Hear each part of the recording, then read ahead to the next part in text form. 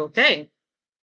So, to give a little bit of a background, Agham Youth is a youth organization of science students and enthusiasts that simply advocate and want to make science and technology serve the people.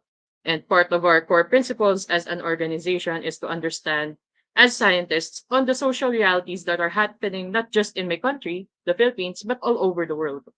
And being here with you all, it is an honor to be with fellow scientists and students who are in solidarity against the ongoing genocide in Palestine. As a youth scientist and activist, there is a clear necessity, in fact, duty, for us intellectuals to understand that our knowledge and expertise should not remain in ivory towers isolated from the social realities that are often horrible and disgruntling to our normal and daily lives. Which is why I am here to talk about what us, the very youth scientists, can do to further establish our solidarity with the liberation movement in Palestine and amplify their calls against the genocidal atrocities of Zionist Israel. To start, here is a quick outline of what I'll talk about today, the role of youth and student scientists, the state of youth, and what is to be done by the youth and student scientists. To start, let's go to the role of youth and student scientists. When we speak of movements, I'll actually want to say that the youth have always been part of the narrative because we are generally conscious of the things that are happening in our society, are basically the things that we will inherit. Here in the Philippines, students have always recognized the need for change. The rampant graft and corruption, inflation, high prices, low wages, the commercialization of our education, and so much more.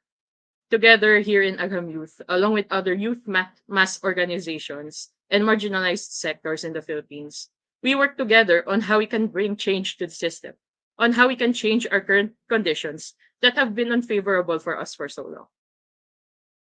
On making science and technology serve the people, we elevate the discourse with the students we engage with by discussing with them the role of science and technology in society's mode of production. We unite through our understanding that imperialism is the primary cause of why science and technology serves the interests of of imperialists, capitalists, and landlords, and not the broad masses.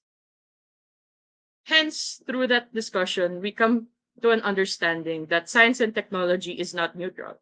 It is not an innocent bystander in the ills of society today, as it is also political. Science and technology in the hands of the powerful is being used to cater to their own interests, even at the expense of people and environment. Okay, going on to our next section, which is the state of youth and science and technology movement right now. We recognize our role in enacting change. So currently, what is the state of the youth and science and technology movement right now? What are the current issues that mobilize the youth in science and technology? First off, here I enumerate the five main concerns of Agham Youth. We fight for our environment with the ensuing intensification of the effects of climate change, continuous development aggression that puts marginalized sectors at risk, the lack of disaster reparations from the government and large scale companies. We also fight for food security and self sufficiency. Along with the peasantry, we protest against high prices and the lack of investment in the agricultural industry, leaving our agricultural sector vulnerable and backwards. We also campaign for a scientific and mass culture that opposes the culture of self-interest and profit motives among the S&T sector. We also fight to ensure that our public utilities remain accessible for all. We are anti-privatization as we protest against monopolies and oligopolies that wish to control our transportation, electricity, water supply, and other industries. Lastly, we are also advocating for national industrialization and genuine agrarian reform and protest against export-oriented production. However, our fight does not end there. Among all these issues, we recognize that at its roots is imperialism. For Filipinos and Palestinians, this remains our common enemy. At first glance, it is not that obvious that the United States and Israel are a common enemy of Filipinos and Palestinians. But here are only a few of the many crimes of US Israel upon the Filipinos. In my country, there exists a modernization program for the armed forces of the Philippines, which includes the overblown budget on military operations and weapons purchase. The thing is, almost all of the weapons and military technology that prevail in my country were all manufactured by the United States. It is also very well documented that an Israeli defense company called Elbit Systems also supplies arms to the AFP, in addition to the fact that the Philippines is also the third largest buyer of Israeli weapons. The very same military weapons and technology being used in the bombing of Palestinians are also being used in the bombing of Filipinos. It has been reported that white phosphorus, a very widely spread and very common um, fact that we have been seeing on social media that are being used on Palestinians, are also being used on Filipinos. Here's another reason why the youth and student scientists stand with the people of Gaza.